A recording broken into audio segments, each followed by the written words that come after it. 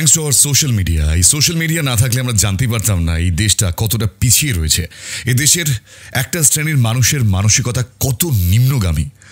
Thanks to social media. এই social media না থাকলে এই প্রাচীন নিগমকে নিয়ে হওয়া ট্রোলগুলোর মধ্যে দিয়ে সেই মানুষগুলোকে আমরা চিনতে পারতাম না যে সত্যি আমরা কত নিম্ন মানসিকতার পরিচয় দিতে পারি না।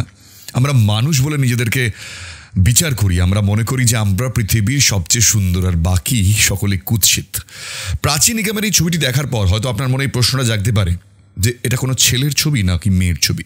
দেখুন, এই প্রশ্নটা মাথায় আসা খুব একটা ডিফিকাল্ট কিছু নয়, হতে পারে, কিন্তু তাই বলে তাকে নিয়ে ট্রোল।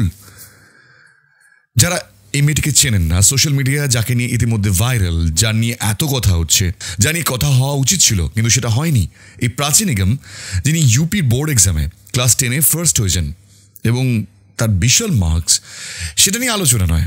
আলোচনা কেন প্রাচীর এই মুখের মধ্যে ফেশিয়াল হেয়ার রয়েছে এবং সেই ফেশিয়াল হেয়ারটা এতটাই প্রকট, সে কারণে তাকে নিয়ে ট্রোল করা হচ্ছে। কি অদ্ভুত সোসাইটি না, কত উন্নত আমরা নিজেদেরকে মডার্ন বলি। একটা ছোট্ট মেয়ে, সে ক্লাস 10-এ ফার্স্ট হয়েছে নিজের রাজ্যে, কোথায় সেটা একটা গর্বের বিষয়। ডেফিনেটলি তার পরিবার পরিজন, তার আত্মীয় স্বজন, বন্ধু বান্ধব, ইভেন তার রাজ্যের জন্য এটা একটা বড় গর্বের বিষয়। কিন্তু গোটা ইন্ডিয়াতে যারা এই বিষয় নিয়ে ট্রোল করছেন, অনেকে প্রশ্ন করছেন এটা ছেলে না মেয়ে, অনেকে বলছেন অনিল আম্বানির ছেলে। এই ধরনের কথাও শুনতে হচ্ছে। এই ধরনের কথা শোনার পর মনে হয় যে সত্যি কি আমরা এগোচ্ছি, আমাদের সমাজ ব্যবস্থা কি এগোচ্ছে? আমরা এইভাবে একটা বাচ্চা মেয়ে যে এত ভালো র্যাঙ্ক করেছে, বোর্ড এক্সামে ফার্স্ট হওয়া, ভাবাই যায় না। যারা এই নিয়ে ট্রোল করছেন তারা হয়তো নিজেরা পড়াশুনোর কখনো ঠিকঠাক জানেন না, আর তারা নাকি মানুষের এরকম একটা বাচ্চা মেয়েকে নিয়ে ট্রোল করছেন।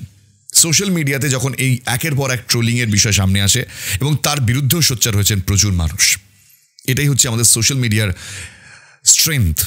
যার ভালো দিক রয়েছে, যার খারাপ দিক রয়েছে। যার খারাপ দিক বলতে গেলে অনেক রয়েছে, কিন্তু ভালো দিকও বলে শেষ করা যাবে না। যেমনটা বললাম, প্রাচীর এই ঘটনার প্রচুর মানুষ নিন্দে করেছেন যারা এই নিয়ে ট্রোল করেছেন। তার ফেশিয়াল হেয়ার সামান্য বেশি, যেখানে তার গোঁফের রেখা দেখা যাচ্ছে বলে তাকে নিয়ে এই পর্যায়ে নোংরা কথা মানুষ বলতে পারেন, সেখানে আমাদের সমাজ ব্যবস্থাতে কোথায় দাঁড়িয়ে রয়েছে আজকের সময় দাঁড়িয়েও। এটা দেখার পর, এটা শোনার পর সত্যি খুব লজ্জা হয়, এটা ভাবতে খুব লজ্জা হয় যে আমরা নিজেদেরকে এখন উন্নত বলতে শুরু করেছি। আমরা একটু ফেসবুক, ইউটিউব দেখতে গিয়ে নিজেদের মনে করছি আমরা অনেক কিছু জেনে গিয়েছি, কিন্তু আমাদের মানসিকতা কতটা তলানিতে এখনও পড়ে রয়েছে তার এই ছোট্ট উদাহরণগুলোই সামনে চলে আসে। বিষয়টিকে আপনি ছোট মনে করতে পারেন, কিন্তু এই মানসিকতা থেকে পরিচয় পাওয়া যায় যে আমাদের সমাজ ব্যবস্থা এখনও কত পেছন দিক থেকে ভাবে। এখনও তারা মনে করে যে একটি মেয়ের মুখে ফেশিয়াল হেয়ার বেশি থাকলে তাকে নিয়ে যাচ্ছে তাই বলা যেতে পারে। একটি মেয়ে একটু ছেলে ভাব যদি হয়, বা একটি ছেলের যদি একটু মেয়ে ভাব হয়, সেটা নিয়ে আমরা ব্যঙ্গ করতে ছাড়ি না। কিন্তু প্রত্যেকটাই ন্যাচারাল জিনিস, প্রত্যেকটাই নেচার এভাবেই তাকে প্রডিউস করেছে। আপনার মতন কেউ দেখতে না হওয়া মানেই সে কি অস্বাভাবিক? কেউ বলেছেন যে প্রাচীর শারীরিক প্রতিবন্ধকতা থাকা সত্ত্বেও সে এত ভালো রেজাল্ট করেছে। ও মাই গড, জাস্ট কেউ আমাকে হেল্প করো প্লিজ। এইসব মানুষজনকে আমরা কি বলতে পারি? একটা মানুষের হালকা ফেশিয়াল হেয়ার রয়েছে বলে তার সে শারীরিকভাবে প্রতিবন্ধী?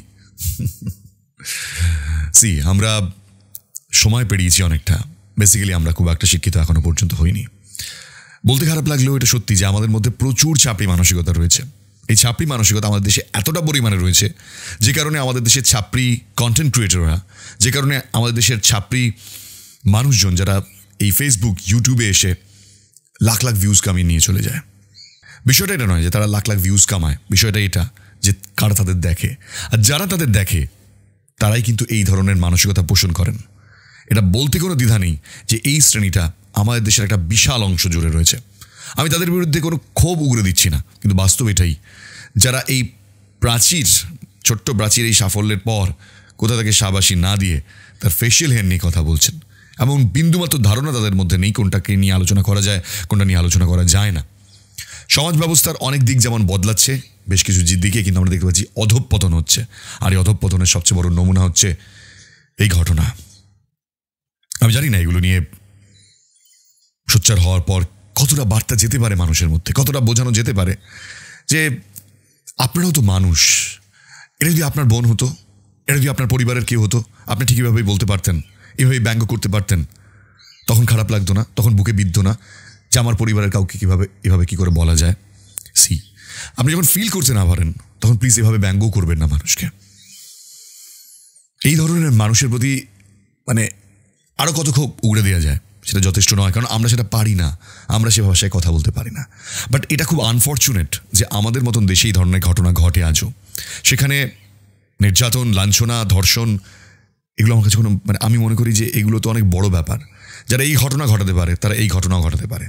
সো আমরা আজও অনেক পিছনে পড়ে রয়েছি। আমরা মুখে বলি যে আমরা আজকে একবিংশ শতাব্দীতে দাঁড়িয়ে আজকে অনেক বড় বড় কথা বলি, বাট স্টিল আমরা এখন অনেক পিছিয়ে রয়েছি, অনেক অনেক।